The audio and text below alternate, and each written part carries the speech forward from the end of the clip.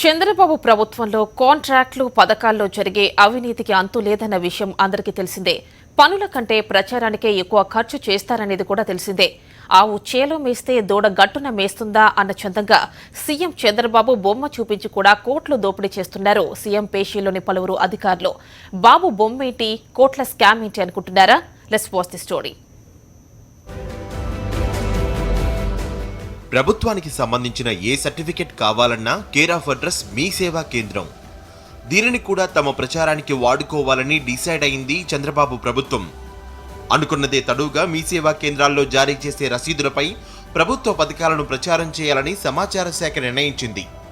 ఈ నిర్ణయాన్ని కూడా కోట్లు కొట్టేసేందుకు తమకు అనుకూలంగా మలుచుకున్నారు కొందరు అధికారులు.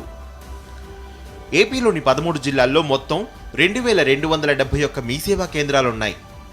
రసీదులపై ప్రభుత్వ పథకాలను ముద్రించేందుకు ఒకే అధికారి ఫైల్ని సిద్ధం చేసి ఎలాంటి టెండర్ లేకుండానే వన్ స్టాప్ అనే సంస్థకు ఆర్డర్ కూడా ఇచ్చేశారు.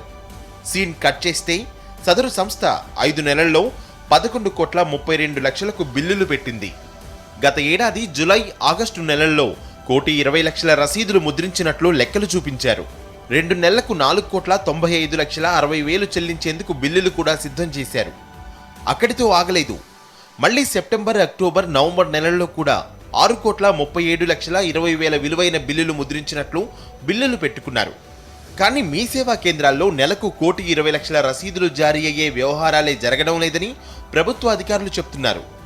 నెలకు 1,20,00,000 రసీదుల్లో చంద్రబాబు బొమ్మ ముద్రించేసినట్లు రికార్డులను సృష్టించేశారు. ఈ వన్ స్టాప్ అనే సంస్థతో సమాచార శాఖ కీలక అధికారి ఒకరు, అతనికి అత్యంత సన్నిహితంగా ఉండే సీఎం కార్యాలయం అధికారి ఒకరు సత్సంబంధాలు పెట్టుకున్నారు. ఆ బంధంతోనే ఈ పబ్లిసిటీ స్కామ్ కి స్కెచ్ వేశారని సమాచార శాఖలో గుసగుసలు వినిపిస్తున్నాయి. అయితే సీఎం కార్యాలయంలోని పెద్దలు, ముఖ్య నేతల అండదండలు ఉండడం వల్లే ఈ తతంగం నడుస్తోందని ఆరోపణలు వినిపిస్తున్నాయి. చంద్రబాబు పాలనలో ఆయన బొమ్మ పేరు చెప్పి కూడా కోట్లు మింగేయొచ్చని నిరూపిస్తున్నారని సచివాలయంలోని అధికారులంతా ఆశ్చర్యపోతున్నారు.